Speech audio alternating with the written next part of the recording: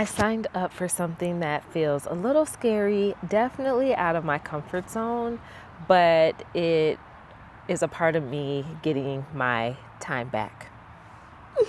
So, before I tell you what I did, I want to tell you one thing that I've been learning recently is that what is she doing? Is that our brains actually become more rigid the more stressed we are for longer periods of time.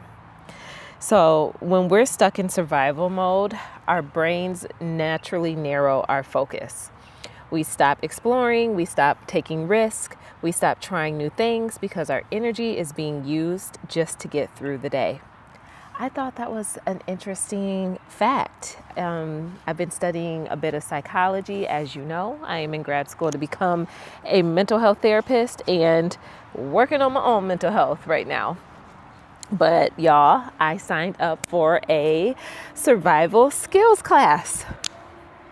Oh God, I'm nervous, I'm excited, I'm anxious. I can't believe I'm doing this, but then it's like I should. And the reason why I can't believe it is because it didn't hit me until just a couple weeks ago.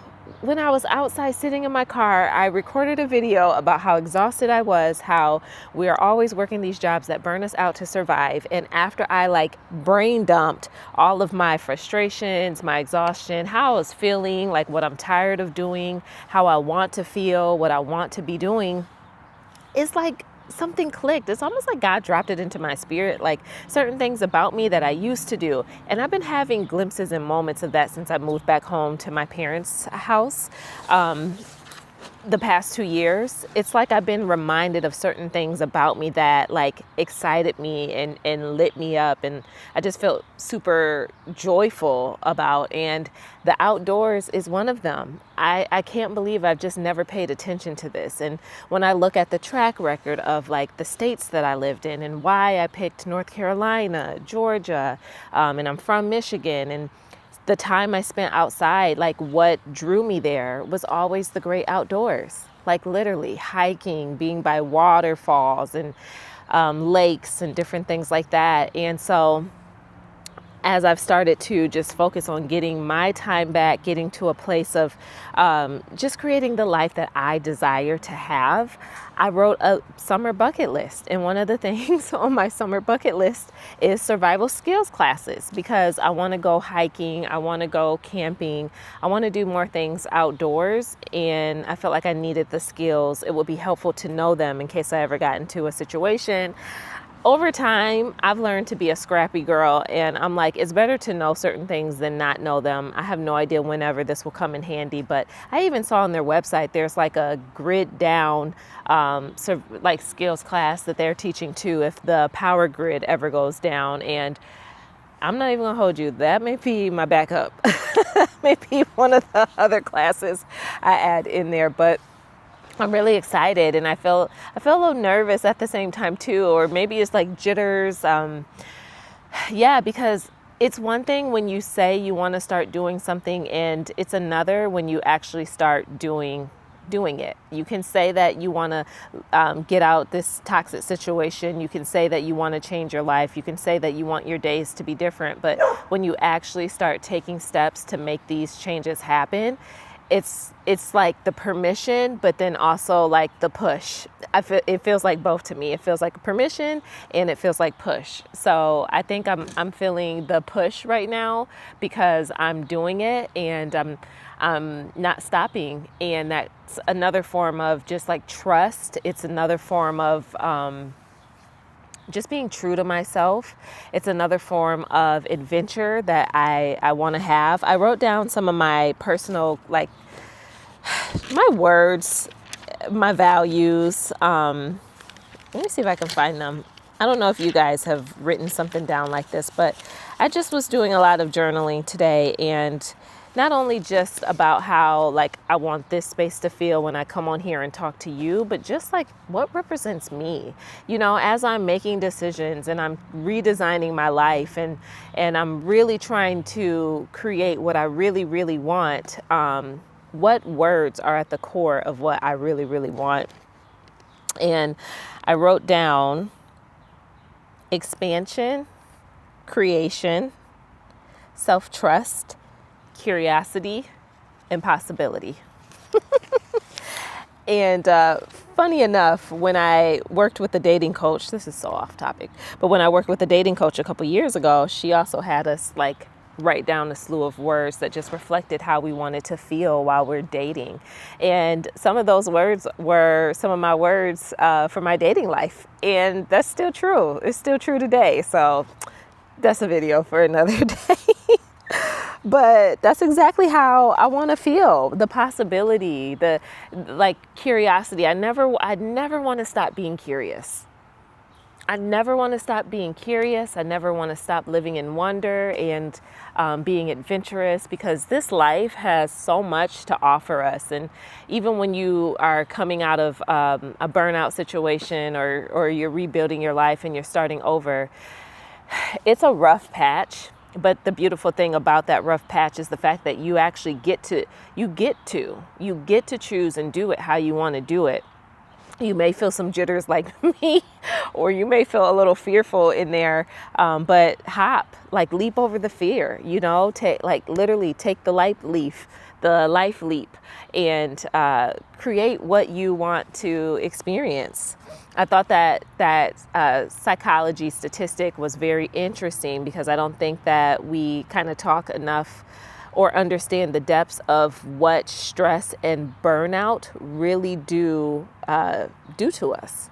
I don't think we fully understand how intense it can be. And the fact that it can have your mindset in a very rigid pattern, you forget pieces of yourself. You disconnect from yourself, and you kind of allow that pattern to pacify itself and for it to be okay. And you really have to work to get outside of the reality that you're in, to get to the reality that you really want to have, the one that you probably dream about often, you talk about often, and you just want. It's what you want. So it's not me. I think me signing up for this survival skills class, it's less about the survival, it's less about the skill, it's more about the redesign. It's more about creating what I really want. It's more about doing what I really want to do for my life. And it's like a ripple effect. It's the decision to sign up for this thing on the weekends because I'm finally choosing to take my life back. I'm finally choosing to take my time back. I'm excited about it. I'm so excited about it, y'all. I'm like, I can't believe that I'm doing this, but I'm embracing the love of what I have for the world around me. I'm embracing the love of what I have for the great outdoors. I'm embracing the love that I have for just adventure.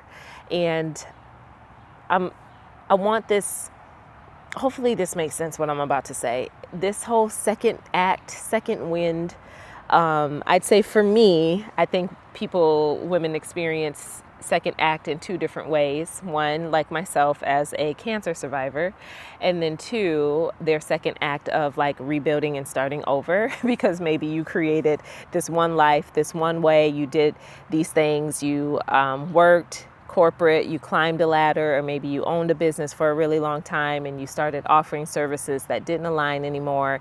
It doesn't matter. Whoever you were up until this point, which I'm noticing tends to be like our late 30s on up, this pivot that we make with ourselves, whoever you were then, you get full-blown permission to create what you want.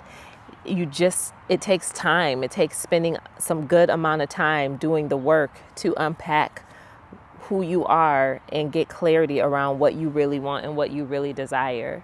So this whole second act thing just has me like in a different mindset, in a different perspective. And I feel like the second act is just going to be so much more beautiful than the first, but the first was required for me to get to the second.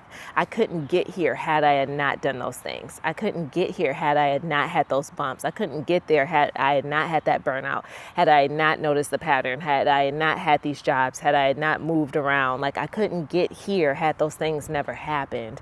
So even in the midst of my first wind of life happening, and now being like 37 and doing this whole great rebuild of Renee, I couldn't be me had I had not been her. I couldn't be me had I had not been her. And now me is understanding who she's becoming. And the becoming is becoming the most truest version of who Renee could be. This is the most truest version. It's almost like if you go to a pottery class, you get your clay, you got the little spinny wheel. I don't remember what it's called. You got your water and your sponge, and you are putting water on there, and you're molding it, and you're molding it, and you're spinning it, and you're just like carving in so it makes the design that you want it to make, because maybe you're making a coffee cup for your 5 a.m. vibes, whatever. That thing is us. We're the clay. We're being molded. We're being molded. Sometimes you got to add a little more water and reconstruct, deconstruct, start over. But at the end of it all, once it's said and done, you've created a beautiful little masterpiece that then goes and gets set in the fire and then comes out and available for you to use. So let's make the clay exactly what we want it to be this time, versus anything someone told us we should be, or versus creating ourselves from a place that wasn't really true to who we are. Let's be so intentional about that. So yeah, this gets me excited. And this leads me to a question I have for you. When's the last time you did something that reminded you there's more to you than your job? When's the last time? I want to know. Let me know in the comments. And yeah, I've spent months, I guess you could say I've spent months figuring out what I want to leave in terms of a job, but now I'm kind of asking myself a different question of, what do I want to build? I can leave anything. Let's be clear. Anything can be left. You can apply that to anything you want. Anything can be left. But what do I want to build? And the building this is the piece that I'm cherishing the most. This is the most sacred piece of everything that I'm doing, of my life, of the work, of my thoughts and my decisions. So June 6th, we'll be having a conversation. Meet us for Clarity Hour, if that aligns with where you are. If you are someone that's just secretly rebuilding your life, maybe you need clarity on what the next steps are. Maybe you need clarity on your plan, right? If you're so like thick and stuck in the mundane and the monotony of whatever's happening for you right now, maybe it's your job, maybe it's your business, and you want to break away and you want to figure out, how do I take the first step?